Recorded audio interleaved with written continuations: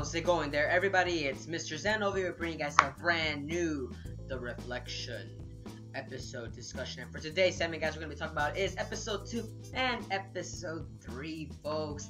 As this anime, I'm not going to lie to you, whoa, different from what I expected, especially from the main characters themselves, folks. Because throughout the whole entire time that I was actually watching this, they were actually giving very different perspective views from each of the main characters, especially from Exxon and Evans, and especially I Guy was the one that kind of surprised me the most, as I was kind of expecting his backstory to be a little quite different from the other characters. As you know, Exxon's the only one that they haven't given the backstory yet, but it seems that the episodes are now starting to become more concrete as in terms of what each of the characters are trying to do. And we are also introduced to another main character called Lisa, and whoa, this character too as well is another one that's actually important into the main story itself. That it seems like, I'm telling you guys, the reflection is now they're starting to become kind of like an X-Men kind of theme going on now, that there's so many of these people that are trying to recruit into this little like a band of crusaders. But at the same time, you're kind of wondering, like, well, what's the overall hierarchy here? Because of the fact that we also got a main villain, folks. Oh, yes. For the first time, we actually got a main villain that I was thinking, like, well, you know, like, this story's actually heading somewhere that, okay, we got to see this to the end. And I'm looking at this through the Mal, you could say the information part, and it seems that the main villain is called Mr. Mystic, which I don't really recall that if they really gave him a name or anything, but we'll just call him Mr. Mystic for right now, for Pete's sakes. But Mr. Mystic, it really resembles Stan Lee, folks. I was freaking laughing, folks. Oh my god. Mr. Mystic is basically the Charles Xavier of this series, except he's on the evil side. That kind of made it seem like, okay, how are they going to go with this? How are they going to go with this? How are they going to go with this? How are they going to go with this? Like, honestly, how are they going to go with this? Because I'm looking at this like, wait a minute. If he's the bad guy, how are they going to top it a freaking mind-controlling villain? That's pretty OP right there. I'm not gonna lie to you, that's pretty OP. Unless Exxon will be able to actually gain that superpower and try to combat at the same time.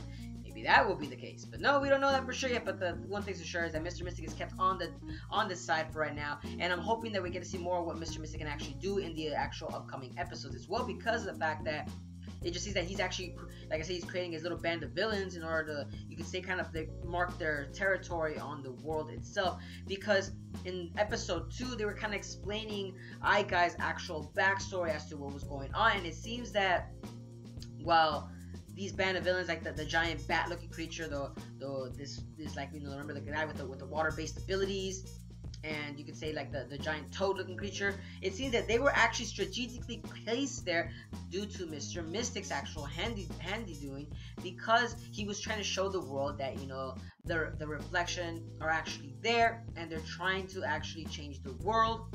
Excuse me.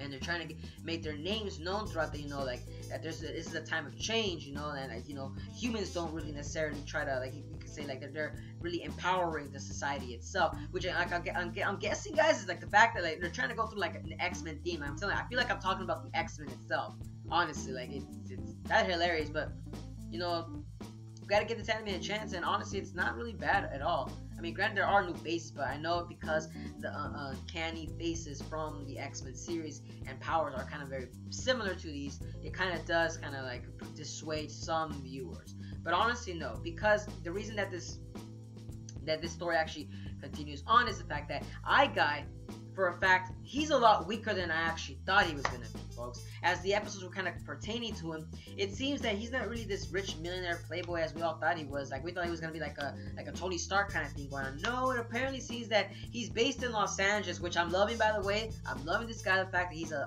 LA-based hero. But the thing that makes me laugh is the fact that he's got his whole, like 5 or 6 members on his team. I'm over exaggerating, probably like maybe 3. But the fact is that he's got these members, and they were helping him overseas to make him actually look like a propaganda hero. They were trying to use him to actually showcase himself towards the actual ensuing chaos that was happening back in New York City. And that's the thing that makes me interesting with Guy, is the fact that he's actually more or less to say like a political hero. He's not really there just to be like, oh, I'm gonna save them. No, he's trying to be there at an important time to actually make his name stand out in terms of political stance, and in terms of like how the viewers are gonna be looking at him. It's very interesting like how this anime was going out with this specific character in itself, as he sees more like, think of like, if you're gonna base off of Naruto, think of Guy as Naruto, and Exxon as, think of him as Sasuke, as, you know, Exxon works with beneath the shadows, and Guy works, you know, in the spotlight. That's how these two characters are kind of working with them. And like I said, it's very interesting to say the least. But like I said, Guy, very different. He's an old guy, you know, nothing too much to be said. They showed how he got his powers and everything, which was very kind of weird. He was like in an LA party, and apparently the smoke got him, and he survived. You know, not too bad.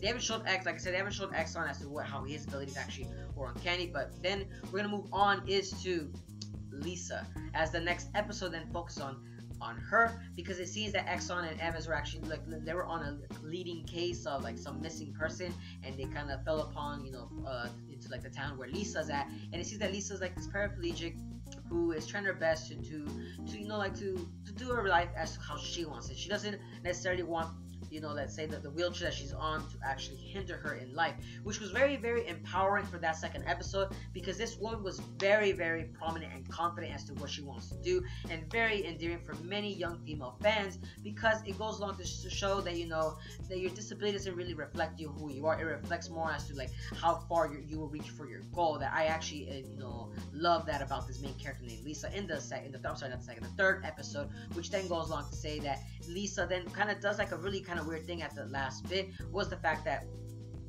I didn't kind of sense that she leaves on her own accord, because her powers as her other reflector was seen more like as, I thought it was imagination, but I'm kind of going more of the theme that the wheelchair itself can actually, you know, mass produce itself to become a shield for Lisa itself. So basically like her powers are based on, you could say imagination, but it's more or less like the wheelchair itself will manifest itself into whatever she wants to, which is pretty interesting. I'm not gonna lie to you, very interesting as to what Lisa can do, as she demolished the villains that were involved in the third episode.